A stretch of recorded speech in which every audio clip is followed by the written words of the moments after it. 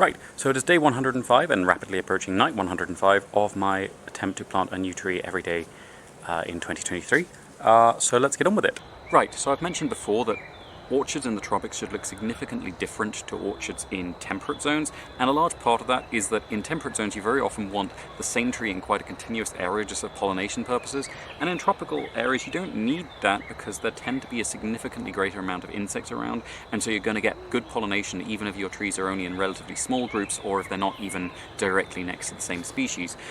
There are a few where you do need to make sure you have the right variety next to each other still, but one of the reasons that is something that is important to bear in mind in the tropics is you also don't have a harsh winter in the tropics. We do have a dry winter here, but it's very rare that we even get a frost, which means an awful lot of the insect pests just carry on. Even the ones that don't like the cold just remain dormant in the soil surface, and as soon as it warms up again, they're straight back into the crop. And with something like guavas, which drop vast quantities of fruit, and those fruit tend to be full of all the things that eat guava fruit, it does mean that you have an awful lot of tasks to keep the fruit healthy if you have a lot in the same place. And we have a line of old guava trees, which I am far too sentimental to cut down because they were here before I was born and I have a lot of memories attached to them, but they are far too close to one another, and it does mean they make each other sick quite a lot.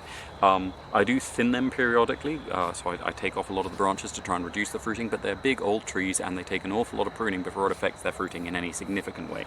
So the other solution is to plant toxic trees in amongst them. So you can guess where I'm going with this, because there is a very toxic tree, which is a very happy tree in a shady environment, and that is the custard apple, Annona squamosa. Now this is not Annona squamosa I'm planting today, this is one of its close relatives, Annona muricata, which we have already met this year, so this is the Soursop, but it is very similar in a lot of its habits and a lot of its chemistry, and it does seem to like a lot of shade. This is actually going to be the least shady spot I'm planting it in, so the bigger risk is actually getting stressed by too much sun rather than too little. I did actually get sold it as a custard apple.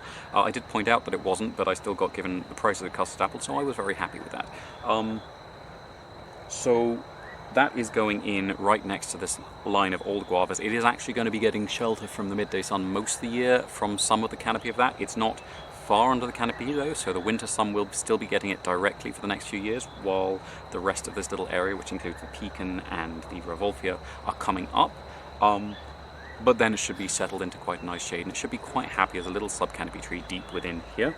And in the meantime, I'm putting a little piece of Dracaena reflexa, which is the Song of India variant, due north of it, which should shelter it from the midday sun until the other trees in this area have come up a little bit more. And then I'm going to be putting in a nice little piece of Aloe cameroni, which will be a nice prickly little barrier and also be a nice little marker with a lot of red flowers to just mark out where this is and make it quite easy to find if the grass does come up again this year. And because this is a fairly toxic tree, it doesn't really need a toxic barrier, so for a little bit of lower ground cover, I'm going with another species of Dracaena, although this is one of the ones that used to be included in Sansevieria, which are the snake plants and mother-in-law's tongues. This is one of the native ones, I can't remember exactly which one, but the name will be up on the screen.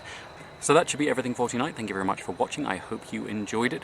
And I am sorry if you didn't, but thank you for watching all the way through if that is the case. Please tune in again tomorrow if you did enjoy it. I will be planting another tree, provided the owls don't, murder me on the way back to the house, because it is now their official time of day.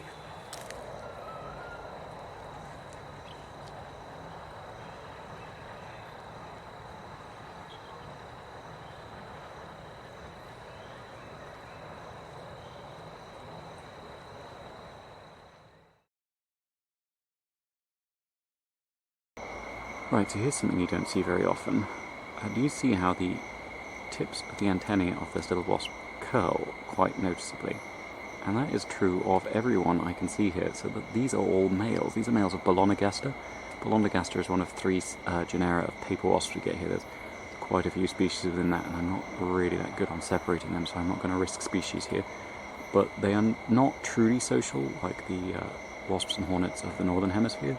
They are semi-social, so each female is capable of reproduction, and you have a wonderful little system where usually a mother will set up her nest and her daughters will assist her for a while, and then after a few months they start to resent that her needs are prioritised and they have to do what she says, so they gang up and either kill her or throw her out, and then they can't work together for very long after that, and the nest tends to end up getting abandoned shortly thereafter.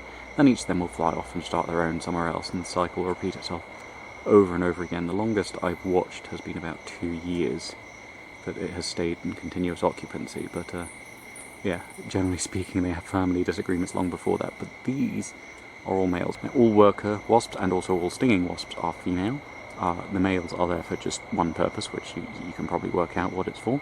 But these ones are all clustering around, and I assume they're probably clustering around a female that I can't make out within the crowd, or they may simply be clustering together for warmth as the weather cools at night.